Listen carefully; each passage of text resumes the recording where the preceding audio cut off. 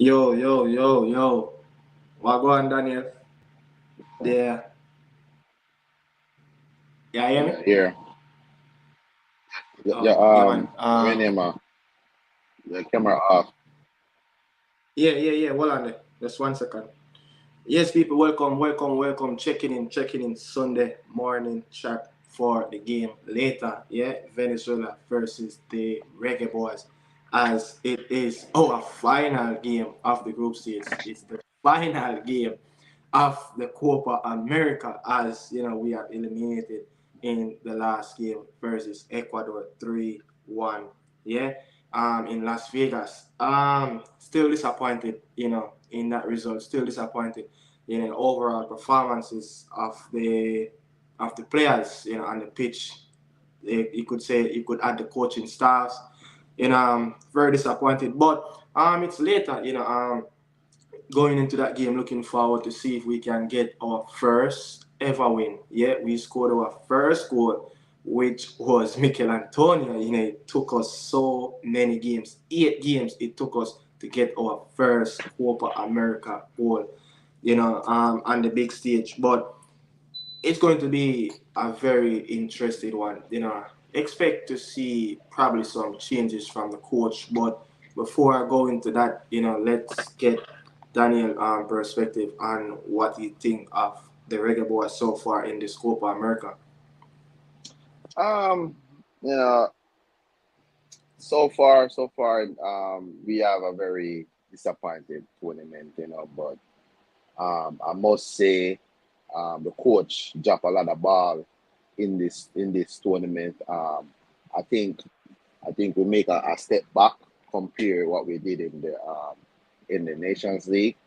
Yeah. Um, I think we did take a step back, but overall, I must say in that Ecuador second half, that was a positive. I like how we play, we control the game for a couple of minutes in that game. We dominate that game. We could have get back in the game.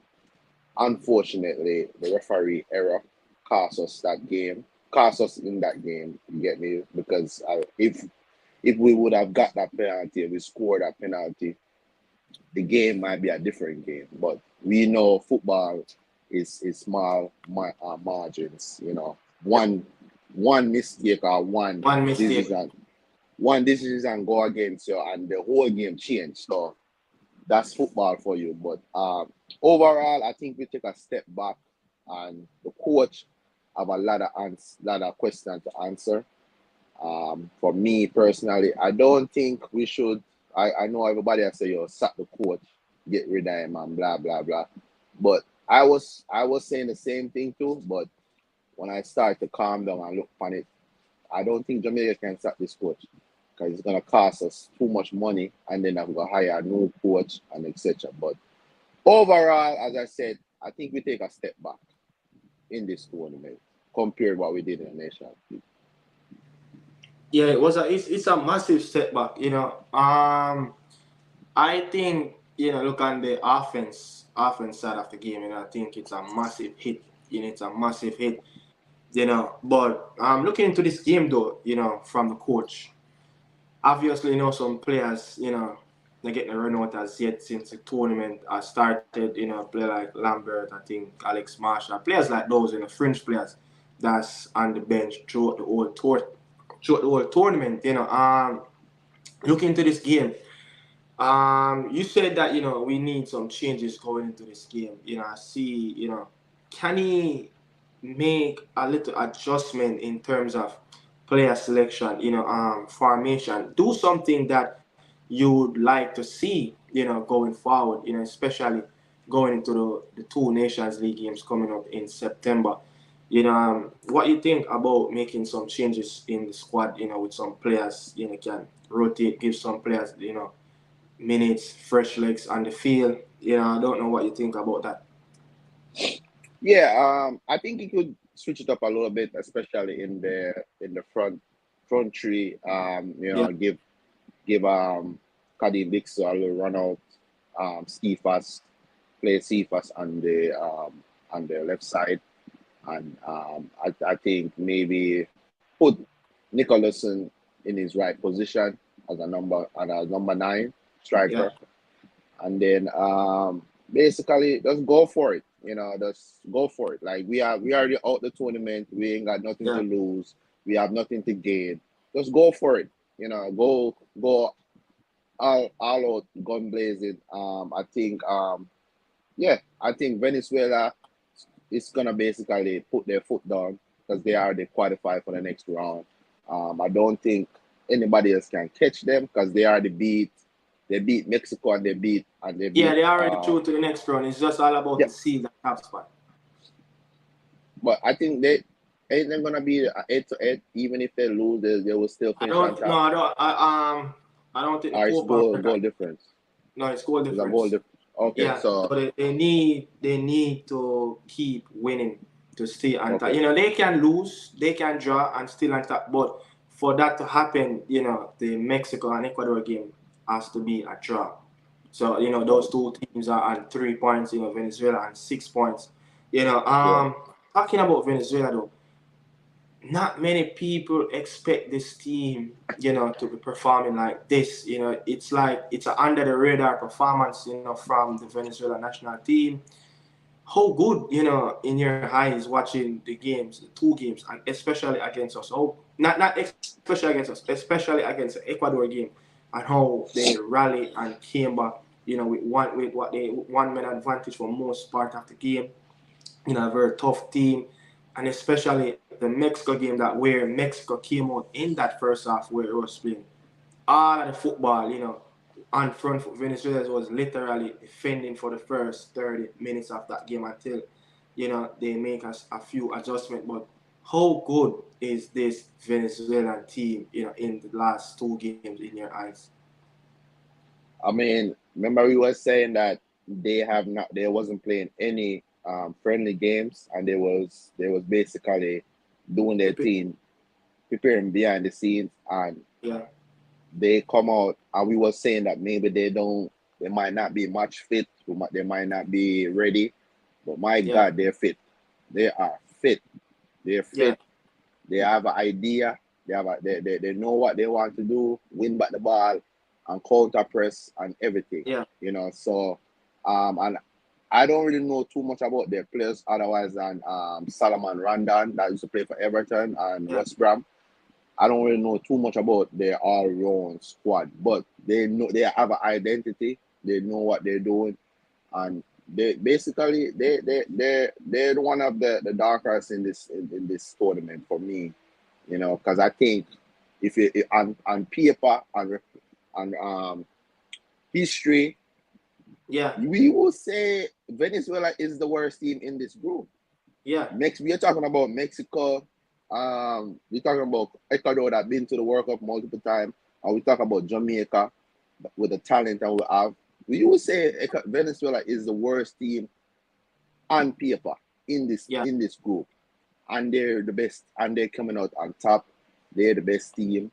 They're performing good defensively and attackingly. So kind of surprised me, because I was worried about can't able to see them what they were doing, and I think that give them advantage because if we Jamaica we are go up against them. Otherwise, on the last two games, them we don't know how to prepare for them because we have yeah. not been able to see what they was doing You in only could probably friendlies judge and them in the World Cup qualifiers that you saw.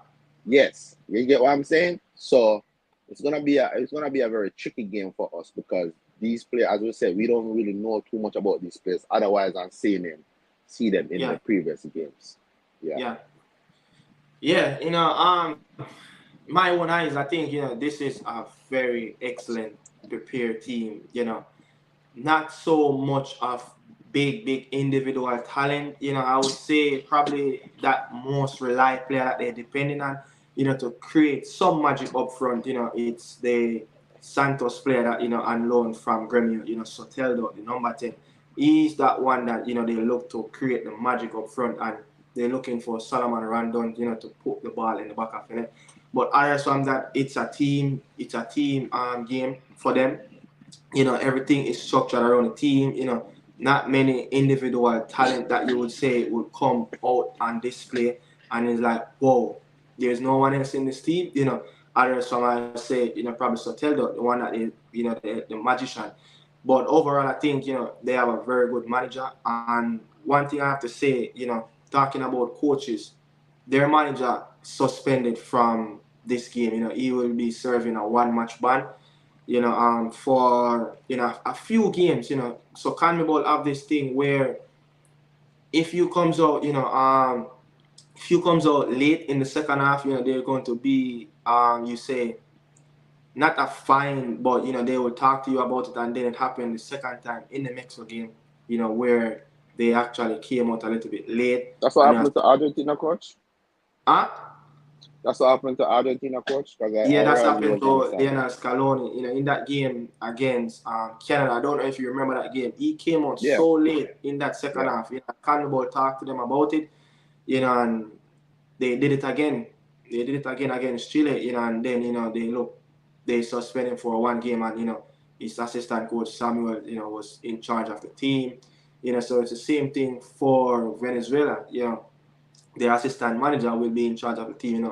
Man they call Boca will be sitting in the stadium. You think that's an advantage point, with an assistant coach, taking charge of a national team in a tournament like this, that I think Venezuela will still start their big guns, maybe one or two rotate. I don't expect to see more than two changes. If they're going to make a changes to the starting lineup. They want to avoid, Argentina in the next round. They want to face the Canadian national team. I think they fancy their chance to play Canada. So is it a disadvantage advantage? Which way you will put it? A national team missing their coach on the touchline in a crucial game. Still a crucial game, as much as they 2 from 2, 6 points are through to the knockout round, but want to finish on top. I don't think it's a disadvantage or any. I think the team, I think Venezuela have that they know what they want to do, and then the coach have a game plan already, and the assistant coach basically is already in the training ground, know what they're Mm-hmm. doing, know the game plan before the game. All the coaching member, they're gonna come up together and talk about what they're gonna do, etc. and etc. And the coach is gonna up in the stands and sending out the information. Yeah, you would have loved to have your coach on the sideline, with that experience and talking to the players. But I don't think it's a big of a difference, because end of the day, this is a well structured team. They know Yeah, what they want to do, and they have an idea, they have an identity, and yeah.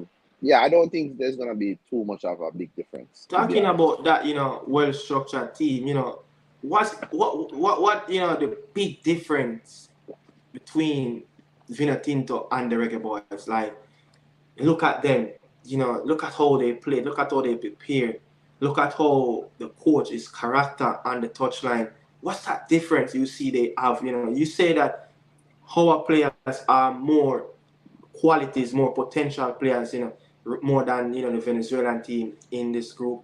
What's that big difference that they have that over the Reggae Boys that we are not managed to do to get wins on the board so we could advance to the next round? What they do more, you see, is it preparation? Is that they have a very good coach, utilizing his squad very good. He's getting his tactics right. What is that difference that the team, that Venezuelan starting lineup, with Salomon Randon, all these players, Soteldo, and Boza, the Mari Gray, Mikel, like, and you have Al Greenspan and touchdown. What is the difference you saw, like, this team and us? Um, I think even though they don't have too much of a lot of players that played overseas, just maybe the right back playing La Liga, they have the centre back that played Italian league. Papama, So, yeah, and yeah, they have Jair play for Girona, Genoa, Girona. So they don't really have too many top players that and play top league. I think there's a player named Caceres Junior played for Toulouse in the French league. Yeah, Not yeah, much, not much, not not much. much player that played in the big top league, for big Yeah, clubs. yeah. Yeah, So, and and me and this, I maybe they just have a unit and these players are willing to listen to the coach and they don't have too much distraction off the field as well. Yes, You know, that's they one. have a very settled camp. You don't really hear too much come out of Venezuela. There's no issues in their camp. There's no There's, issues. But if you talk about all the 4 teams in this group, Ecuador have them problem. Mexico yeah, have them problem. Jamaica Jamaica. have them problem. We don't hear nothing about No, Venezuela. Is what I'm no. saying. So that could be something that we have to look into where they are very settled. They just can focus on the game. As me say, them even make them think private. We don't know Yeah, who I want. So that could be something where they able to keep everything into the camp. No drama, no madness. Is what I'm saying. So yeah, no player power. no player power. If you look on the team, Solomon Randall, you see them superstar, right? And he's Yeah, nowhere near to I'm not even going Liam Bailey. Antonio. He's nowhere on Antonio level. Because Antonio is a well proven Premier League striker. yeah, You get what I'm saying? So yeah. it's a very settled squad and they're very have a chemistry together. You get me? Yeah, I think Yeah. they're just well organized. Yeah. They well organized, you know. Yeah, so again, you know, Boca, the man Fernando Baptista, will not be on the touchline later today against Jamaica. He's serving a 1 match ban. Yeah. Going into the players, looking at our players, you know, I think we just cannot blame the coach. Yeah. Players have to take responsibility for their action as well.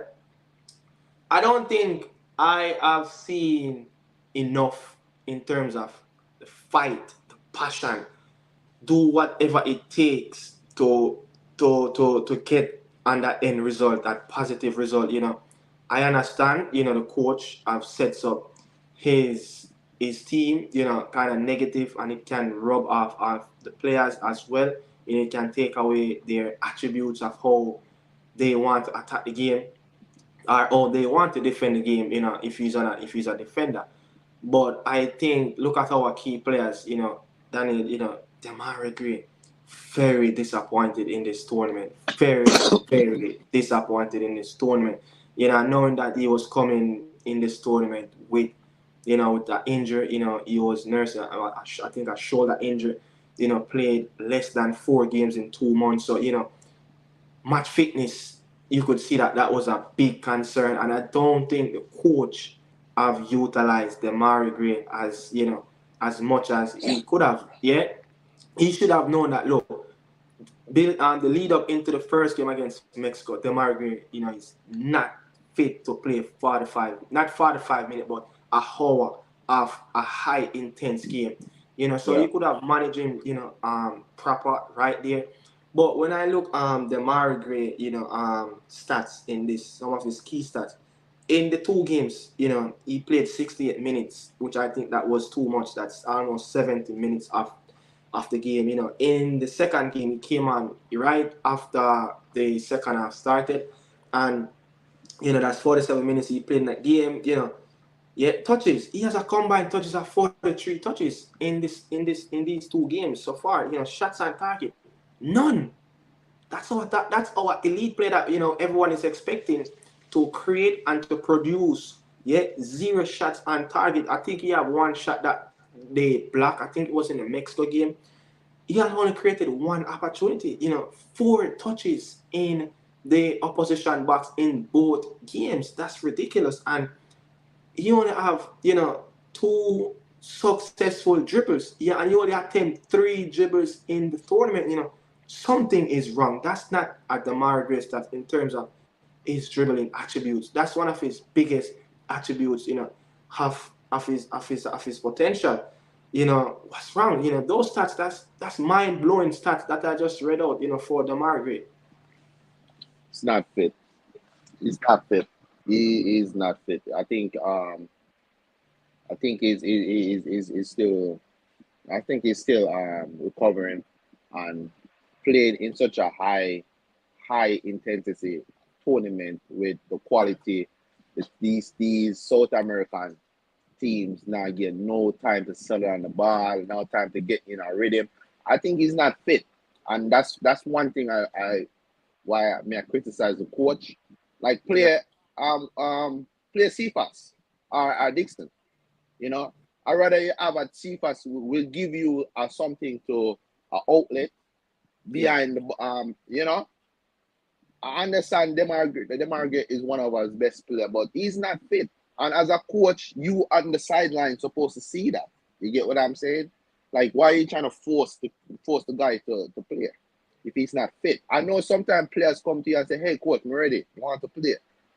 But if you put this player in the game, and when Demarge on his game, he's very much influencing the game. Like he have like more than 3 shot a game. He have more than 5 dribble in a game.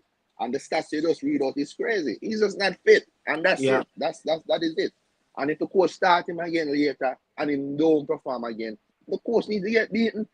You get what I'm yeah, saying? yeah, Like, come on now. Play Cephas. Play Kadim Dixon. Someone else. Play somebody. If the guy is not fit, don't play him. Don't start him. If you're gonna start him, bring him on in the last 20 minutes of the game. You get what I'm saying? But 70 minutes and just come off a bad injury. No man, he's not fit. Not fit at all. I don't think yeah, he's fit. yeah. Yeah, I think he overplayed the Margaret in Yeah. that first half. Yeah, I think I he, don't yeah. yeah, I he don't think did. it's anything else. I don't think it's anything else. I think he's just not fit. I don't think he's fit at all. Yeah, but look, that the thing though that really bothering me is Damar a player that should start and play the first 45 minutes. Or is he that is it I know he played this role very well at Leicester City, coming off the bench, make that be that impact winger, come on when defenders, the wing backs are tired, running at them, with his pace, with his agility. I'm like, is he that player for the Reggae Boys to be coming off the bench? Is he that big of an ego that sit him on the bench is that going to disrupt his focus, his mentality of look, I'm big enough to sit on this bench, Is he that player that, when you call upon, hey, give me 20 minutes in this game, go win the game. You see him as that big ego in the dressing room, like, look, I just cannot bench for this national team.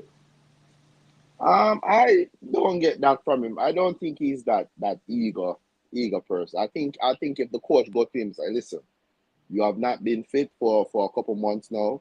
These players that I have right now, they're ready to go. Cephas and Kadim Dixon have been playing in the qualifiers. We already see what they have. They're fit. They're ready to go.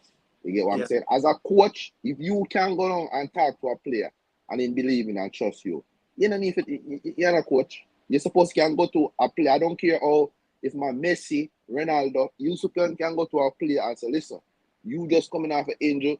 These players have been playing. They are in a rhythm. They are fit. They are fit.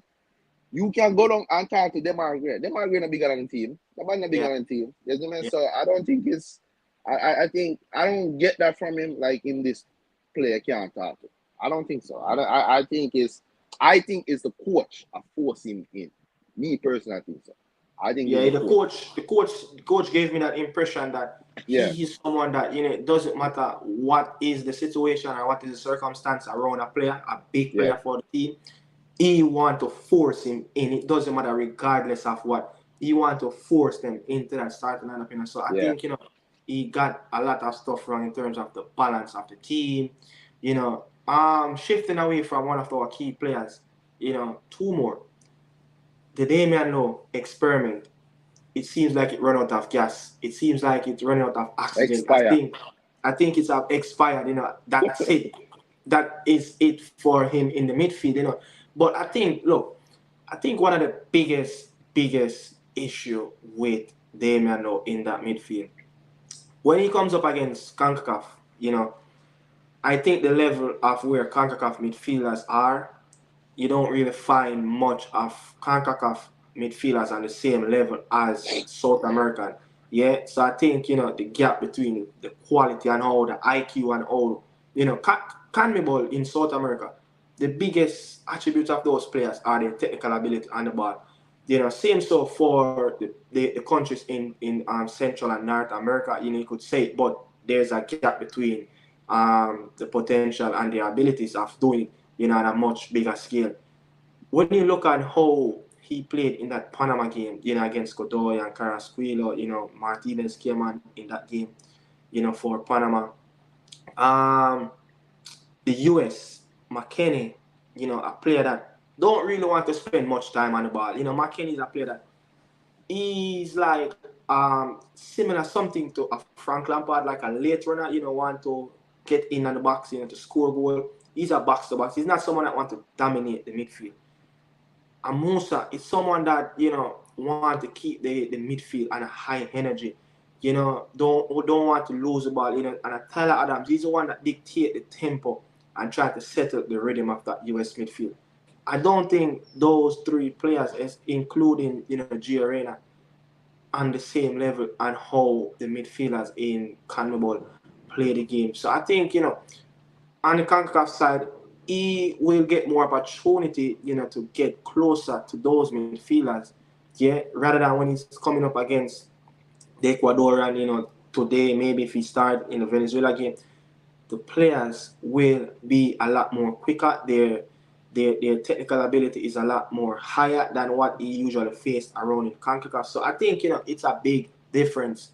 Yeah, when you come up against CONCACAF team, they get moments, you get time to squeeze those players, you get time to touch them. But you could see in the Mexico game, you could see in the Ecuadorian game, he could not get close to Caicedo, not even Kendrick Paez. You know, he's and one thing though with Damian, we notice whenever he played in that back line, yeah, in the back four or a back three, he has this thing where his instinct always push him out in the midfield, like into deep water. He's just trying to grab a hold of someone, you know, and then no playing in the midfield. It seems like it gotten a little bit worse in the last game. Not criticizing Damian or say he's a bad player, but what I have saw in the Ecuadorian game, his Yeah, position awareness, it just got a lot worse. Yeah, it just got a lot worse where he just couldn't get a sniff. The few times he got a sniff from those players, he actually fouled them and he was late in the challenge, you know. What you think about Damian experiment, you know, you said it expired. Is it time now to move on from that and keep what we have like Bobby and Casey in that midfield, Kirai Anderson? yeah. I think that experiment expired from that Canada game when he come in and he did a job, and I think the coach thought this was somewhere something to go with, like Yeah, going forward. I don't know if he realized that sometimes um like that's this is the thing that frustrates me with this coach. You know, I don't know if something work, he just run with it. Or if he just say, all right, this worked for this game and that's it. Damon Law is a center back regardless. But yeah, you come up against man like Caicedo. People might say in the word 120 million, 100 million, but this player is very technical. Like very good. in Very good. Kenji Pires, like these South American players, before they even get the ball, they already know what they're gonna do. So Yeah, man like Loa, we are run up a foul man him every minute. And he's not disciplined enough to play in the midfield. yeah, yeah. He get too many yellow cards. Too many yellow cards. And I think he should go right back in the defense position. But coming up, as I said, coming up against these South American midfield, they just very technical. They move the ball quick, one touch, two touch. They don't wait. They don't hold the ball compared to America. Mexico Yeah, have that little. Mexico yeah. It have makes have that thing, you know. They like to yeah, but hold the up on the quality is ball. just not the quality is not there with the Mexico, but they have that too.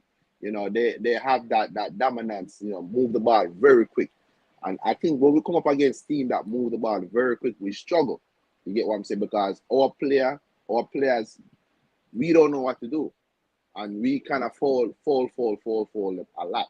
You know, but man like Lowe should not be in the midfield anymore. Like as I Yeah, said, that experiment is expired, and I think Bobby Reed and Palmer is the way to go. And the problem we have too, we lack. a central midfield in that midfield.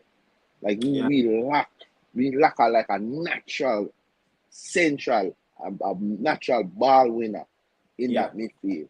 Like what is going on in that department? Why we so lack? As if you think about it, Bobby Reed is not a central midfielder, and Casey Palmer is more like a box to Both of box them are out number wide. 10. Yeah. So what is going on in that? The squad is unbalanced, and the Yeah, coach you need know, to do something better, something a more better you, recruitment around that area. What is you going know on? what, you know the thing, Daniel. The thing is with this coach, it seems like if you're not playing at an elite level, like comparing to some of the players, it seems like you just can't get a look in this team. You know, a Doesn't lot of trust you. people, yeah, you don't, and that's the thing with this coach, the trust with the players. You know, you can't coaching. No, coaching our international team is different from a club team. You can trust 15, 16 players in a club team, yeah. But when it comes on to the national program, you cannot just trust 11 to 16 players. That is ridiculous. You know, players going to move on, players going to be suspended, players, going to be injured, players going to be unavailable, have personal issues. So as a coach, trusting 15 to 16 players, it's just like you trusting 5 players on an international level. And look at what happened in probably our last 5 games. Yeah, look at our last 5 to 6 games that we played. We have a lot of injured players coming in and out, players suspended, players unavailable because of personal issues. So just look at that. Yeah, so you have to trust a player pool of at least a 23. You have to trust at least 23 players when you're coaching international teams. So I think that's one of the things that he needs to move forward and shape up a little bit, trusting more players. And I think we have midfield players, but will the coach pick those players? A lot of people, calling for, Kirai to get in that midfield. You know, um, 2 young players, playing in England. Players being fans be calling for them in a splat. You know, to What become in happened to that. Kevin Lambert? Kevin Lambert is sitting on the bench. He's sitting on the bench, and again, We have we, we have Anderson and Kevin Lambert, two natural central midfielders, two natural holding midfielders, and we yeah, decide to that's the thing. buy. We decide to bypass that and go with two attacking midfielders. How does that Yeah, make sense? look Is the at why continue. is he don't trust the players? Is That's he the thing. don't The trust the trust, the trust, the trust is not there. The trust is not there as yet. so why you call him up? I don't know, man. But look, this can take up a whole segment of a show. You're talking about the coach and his issues. But I think the Damian Lowe one has expired. But if you look at it, yeah, the coach, players are there that can select. But look at when he play that 4-3-3 in the second half of the Ecuadorian game. He put, I think he's kind of slide Joe Latabody in that midfield and push Yeah, up Casey and um, I think it was Kira Anderson came on and he kind of pushed up the other two were playing a double pivot. The team actually look a little better. So if you can work on a team of playing offense football, yeah, and if you can zone out, coach the team that zone, by attacking, you're actually zoning out the opponent team, on a defensive standpoint. So yeah, each players know when to attack, each players know when to run in that space. So if you can coach the team day by day on the training pitch, yeah, of learning how to play the offense game and learning how to get back into a well organized shape when you're defending after losing the ball in that you're playing offensive football. Things can be a little bit more positive.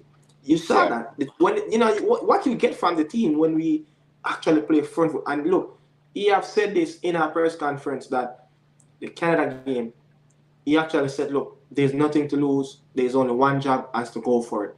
It happened again in Ecuador game. 2-0 down.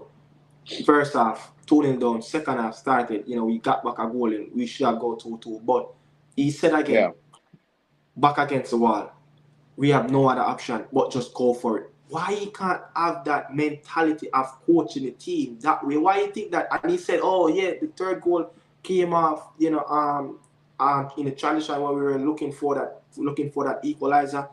And he said that playing this way, this is why you have a lot more space for the opponent to run in. Yes, but if the team actually play this way, there has to be a level of a structure in terms of how much players going to attack, how much players going to defend, and what is the organized shape of losing the ball. So the Yeah. coach is not coaching the players in this way, to defend after get hit in a transition, from attacking from your team.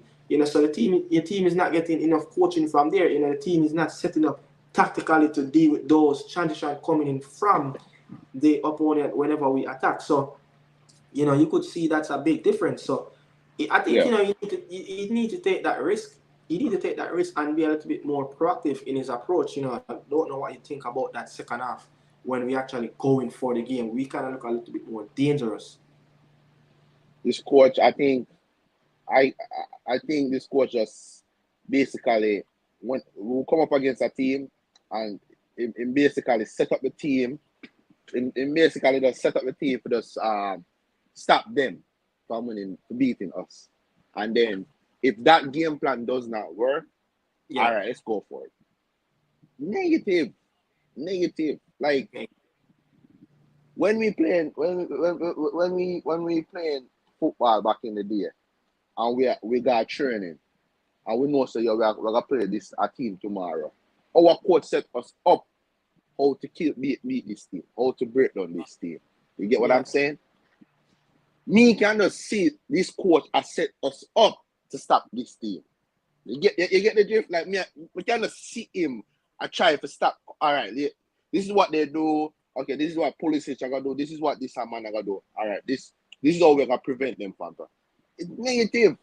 You get what I'm saying? So if him only wanna go for a game when we only are losing, he's not the man for to bring Jamaica going forward. Yeah. Negative. I think this team, because even look at the setup, I think this team is built to going forward. We have too many attacking mind players. Look at the midfield, look at the fullbacks. Next That's Dexter just agree. want to go forward. Just Yeah. want to go Yeah. forward. Yeah. You get what I'm He's, saying? he's holding back the players in that He's department. holding back the team from their potential. Yeah. Put Bailey in the mix. All the attacking players.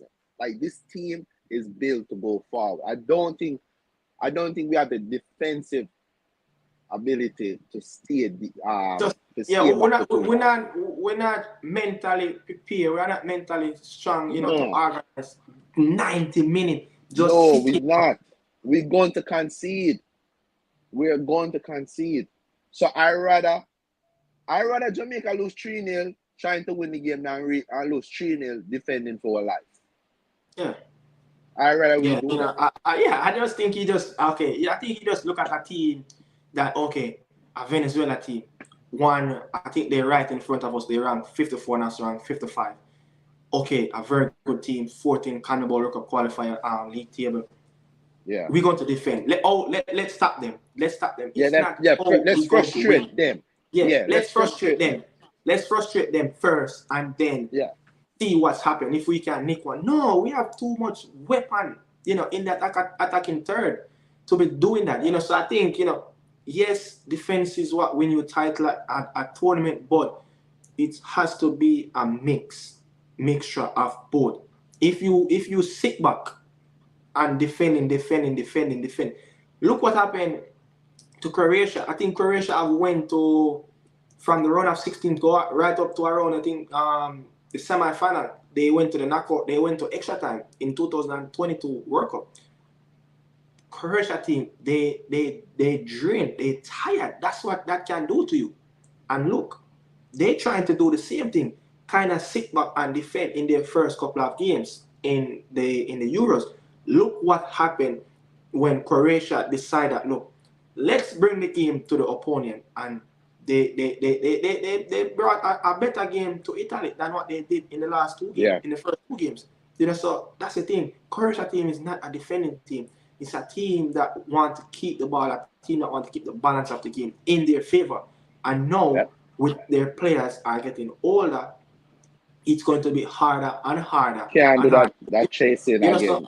yeah, so just look at our players. I think Tishan Bernard is quick. Joel Latibodier is quick.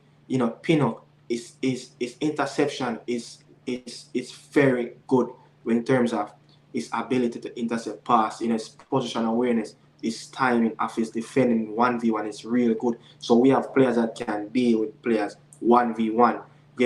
Xavi Alonso team, the 3-4-3. Look at how he played that. It's front foot football. I don't think I I have never seen a system that a coach use the three at the back, yeah? Three at the back, Daniel. I don't think we have ever seen a system like, the Reggae Boys played defensive. When Conte just came to Chelsea, it was a very attacking team, the 3-4-3, yeah? All the Italians have used it. They use it because the Italians have a Yeah. lot of defenders. They are always strong in that department. So there's like, okay, if we can put three men in that backline and use two attacking players on the wing, yeah, and use very quality midfielders. Yes, we don't have quality midfielders, but there's other ways of counteract that, yeah. And Yeah. the other ways at times is to make sure that the two midfielders or the three midfielders that you're going to play in that midfield, they going to do the bare minimum, which is work together, stick together, the passion, the fight, yeah, and make sure that whenever those players get the ball who are not is the creative player, they have at least 2 to 3 options around them, no more than 5 to 10 yards, where they can play an easy pass so the ball can flow a lot more easier. There's ways and there's system how to counteract when you don't have a player like a Jorginho that can control the tempo of the game. Yeah. You could probably use a contract player, Tyler Adams, very good at what he do. Edson Alvarez, very good at what they do, control the tempo of the game. So there's other ways that the coach, but I don't think our coach is looking to win the game. He's looking how to stop rather than how to punch the opponent team in their weak side at the moment. So we try to prevent the opponent team too much with their strength, yeah, rather than how we're going to kick those It, opposition team in their you know, weakness. and that's really the thing. I think that the Jamaica Federation board get this appointment wrong. I think if they know Jamaican philosophy, I don't think we have an identity, but the philosophy of we want to play football, and the ident and the fans we idolize How you the expect? yeah expect of Jamaica to play football. We might not have the identity, but we have an idea how we want to play. Yeah, And I think Jamaica Federation get this appointment wrong of hiring a coach that wants to be having 20% of the ball and let the other team. Because look, that's what Iceland did in the Euros. That's what Iceland did. Is 20% of the ball I hit teams on counter attack. You know what I'm saying? So I think yeah. The we game, the gonna man, have to the figure. game, the man, the game. Them play against. I think Kodagura scored that game in Russia. The man them have less than 25% of the ball. But that's leave that for another time. We're going to get Yeah. into that. Whenever the Copa America is finished in the next podcast coming up. But I think that will be next week. Let's get some reaction around Copa America. Before we wrap up. Group A, Argentina yet to concede a goal in tournament. Yeah, Emilio Martinez, 3 from 3. Shutout. Laturo Martinez, 3 from 3. A player that did not even score a single goal in the last tournament and they played the World Cup. Yeah, got a lot of stick. Um, what's his name? Alvarez is out of touch. Martinez is the one that's really getting the job done. Yeah. Di Maria just seems like he's not aging. He seems like he's just doing what Di Maria. And look, a lot of people might say, I'm wrong, but the expectation for Dimar at what 35, right? Around 35, 34. 34. 34. Yeah. You know, with a player like that, the expectation has to limit a little bit. You know, you can't expect the same even from a Lionel Messi be scoring 60, 70 goals in a calendar year is ridiculous. But what Dimar is doing right now for this Albi Celeste team is ridiculous. You know, whenever he steps on the pitch, that's what I'm saying.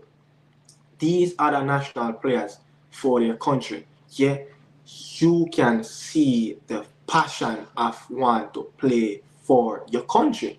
Yeah, Yeah. I don't see that much from the Reggae Boys. I don't really see it. Trust me, I don't really see it. I see players that want to win the game. Yeah, I Yeah. see players that want to win the game, but I don't see 100% players putting in that shift that they will do anything, Yeah. anything to get that job done on the pitch. Yeah, and Yes. what are you gonna say? Now I was gonna say, do you see Rudiger? Rudiger make a challenge and a celebrate. Yeah, that's what I'm saying. We don't really see that passion. We don't really see that togetherness on the pitch. You know, bro. You see the national teams and how they sing the anthem. It You seems like see it seems like they're crying, like they're bawling. They see the Italian team, the the Italian guys. team. Yes. You see the Chile team. I love look. My favorite thing of watching Chile before the game start is how they sing their national anthem. You know, Chile has one of the longest national anthem that I think on FIFA standard they only can play the rhythm of a national anthem for around I think 1 minute and 30 seconds. But the Chile they went on and they sing like a cappella and they started to sing and they sing and you listen to that anthem, how they sing that in the Canada game at full old stadium, how everyone rise to the occasion, everyone singing that anthem. I don't get that. I don't get that from our players. Do you think that could be something to do with we have too many players that not original born from the country that like Kadin Dixon is, um, Nicholson is, who else? Um, we don't have a lot of Lambert, players that Jamal, Lambert. We don't have a lot of. I feel like if we don't have a lot of homegrown players, so that could be an effect too. Like um, they don't have that affectionate to the country. You think that could be a problem? some of these American players, that come in and out, born outside of the country as well too, where you see that Yeah, compassion, you see that willingness. But I mean, if you look at Coach Emir Grimson, he sing the anthem. yeah. He sing the anthem, Coach Emir Grimson sing the anthem. But Group A though, I want to wrap up this to go and see the England game. Canada, their first Copa America, yeah, they got their first win. The first game they played Argentina. Did you surprise me? No, Jesse Martin? Is it that before I moved there, if it wasn't no Jesse March or if it was Mara Bielo, the previous coach, or John Herdman, the two previous Yeah. coaches, you think you would see this performance from a Canadian team in this group A? Is No. it Jesse March making a big difference with these sets of players? Yeah. I think yesterday proved too because there was a point in the game when I see the ball go outside towards Jesse Mart and Jesse Mart have to tell him, hey, listen, I think calm down. Alfonso went for the ball. Yes, and he was telling me, hey, listen, calm down, because Yeah, the Chilean players the Chilean players want them to get a player send off too, and yeah, they Decimus want to was get and everyone pumped up. yeah, so Canada was playing into that trap, and Decimus, I see the ball goes and say, listen, calm down, calm down, massive difference with Yeah, Decimus in play. you could see a team with a plan. Yeah, Like you think that Emir Al Grimson would have coached the Reggae Boy team if he was in Group A against Argentina, going toe to toe, trying to close down Argentina in their own defensive third. You would never see that, but that's the thing. How much of a difference these Canadian players compare to the Reggae Boyz players, look, we have much more better defenders than the Canadian team by far. Yeah. Yeah. The only difference you could say is that, oh, these guys are going to score in England. But the difference that you see, yeah, Jesse March is getting the best out of each individual talent that he has. And Yeah. these two players, Ishmael Coney and Estikio, yeah, and if it's Osoro playing the midfield, yeah, they are better quality players in the midfield. But what I'm saying, one of the two highlights of the story, Alfonso, Jonathan David, two exceptional players they really have in their team that we really don't players that have that quality. You could probably say Leon or Demari, but I mean, look at the difference with this Canada team. You surprise this team finish at 4 points and get out of this zone? Yeah, yeah. I think even though Chile team going through a little bit of transition, Transition, yeah. but I still would expect with the experience and the fans and to bring them through. But I think Canada coming second was a big surprise to me. And well, who was in the group? Chile, Peru. Yeah, Peru too, still a good team. Yeah, I was very surprised, and I expected that Canada struggled over the previous couple games and tournaments. I was very surprised they came in second. Very surprised. Yeah. I think Chile and Peru, they said in a big transition stage, but still have some old legs that needs to get replaced. Yeah, you can't just remove them everybody at the same time. You have to take time to integrate the young players so the old guys can actually teach on the experience and show a little bit of leadership. But when I look in this group before about kick, I said to myself, if Canada can get something from the Argentina game, that will be a plus. But don't get embarrassed. That can kill the confidence going forward. Yeah, They actually created goals. They created 3 opportunities alone in that first half where they should have scored, but they didn't manage to get on the end of one. But that Argentina game, I think, kind of lift their spirit. That one pass.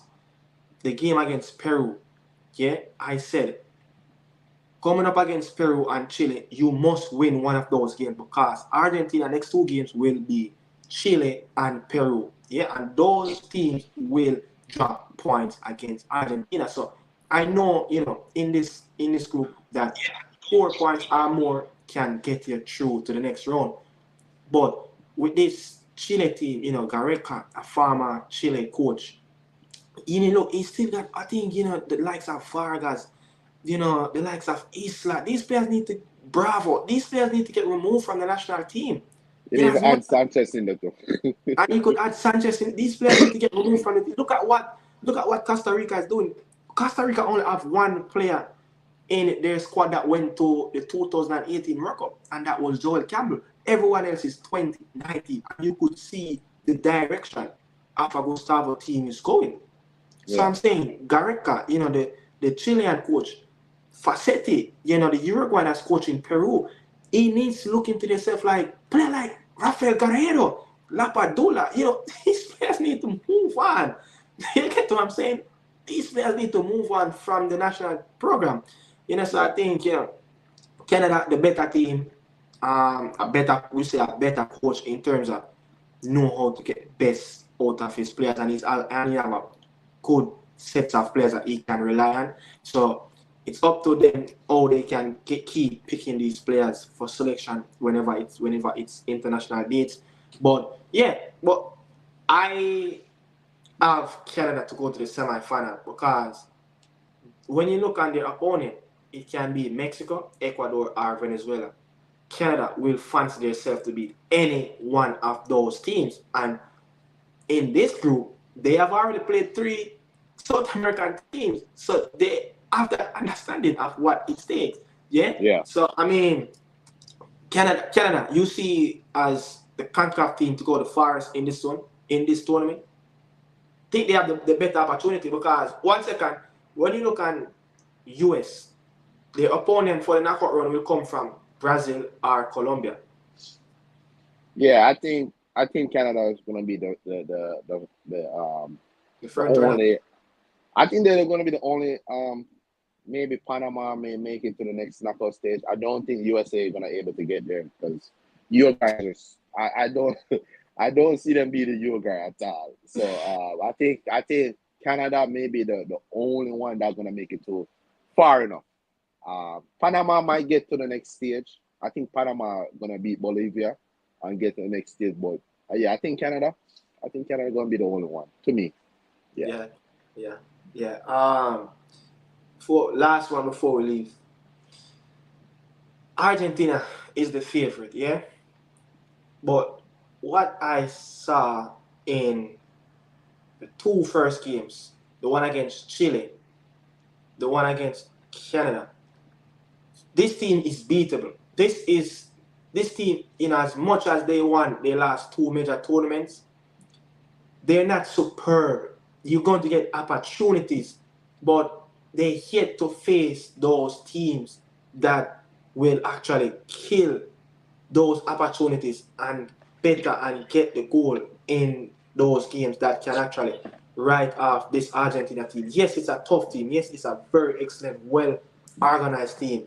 With the yeah, likes of Lionel Messi, but this Argentina team, I see loopholes. I think Canada kind of showed them up in the tournament yeah, how to actually can beat them. I think yeah, defensively, I think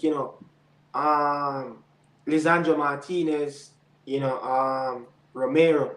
I think there's something lack in that central defensive department, that center half, and the wing backs. The likes of Acuna, is it Tagofico, Montiel, is it Molina. They're not superb of dealing with wingers coming at them 1v1. They're not the best of 1v1, and they leave too much gaps. Yeah, in beyond, especially again, for Lisandro and Romero to map up, and the midfielders. I see Rodrigo de Paul is sloppy in his possession. I think he gave away the ball too much, and I think the day when Lionel Scaloni found out that Rodrigo de Paul is the one that needs to sit on the bench and give someone else that opportunity. Out of all of them, McAllister, Lo Celso, Paredes, Enzo, I think Rodrigo de Paul gave away the ball too much time. So I think there's loopholes on how to beat this Argentina team. Your last word, with this Argentina team before we move on. I must say they are not my favorites. I think I have Colombia and Uruguay over them Yeah, just by what I see so far. I think Argentina is the third favorites for me. But that said, they can turn it up. We see that Argentina can turn it up whenever they want. I know Messi is not the Messi. He got a little bit older, but I yeah. think they have the Chubbing Angel experience.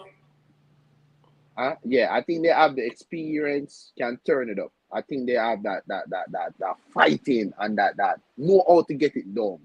You get me? So they can still don't count them out. I still Messi pan him there can just turn up and just do a magic. You get what I'm saying? So I still think they're gonna be there, but for now, they're not the favorites for me. I think I have Uruguay and Colombia Yeah. in front of them for I me. think if Argentina team meet some teams that will finish their opportunities and get at least one or two goals, it will be a long way for the Albi Celeste to get back in the game. But I mean, when you have a player like Lionel Messi, injured or injury free, you just don't know what you're going to get. But yeah, people really appreciate everyone, on the stream. We're closing out at this moment. We're right at the hour mark, just reach hour mark.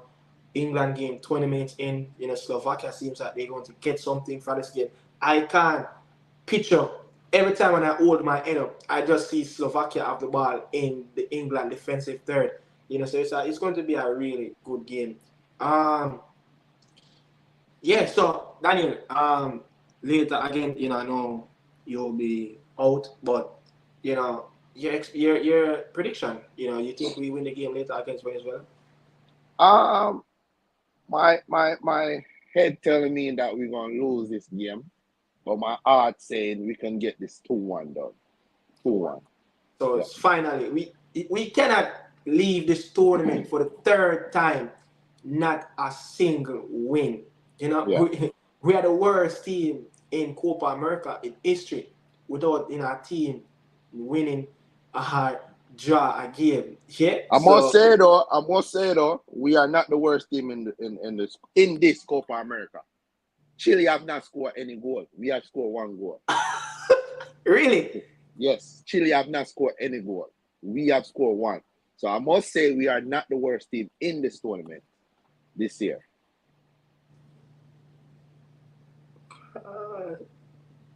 We might be the worst team on points because I think Chile draw 1 game, so they have 1 points, but they have not scored any goal. That's true.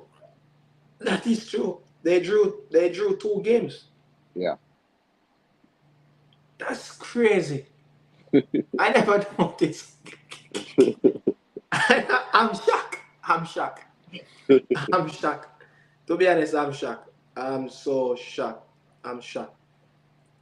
Bolivia themselves don't score a goal either. Yeah.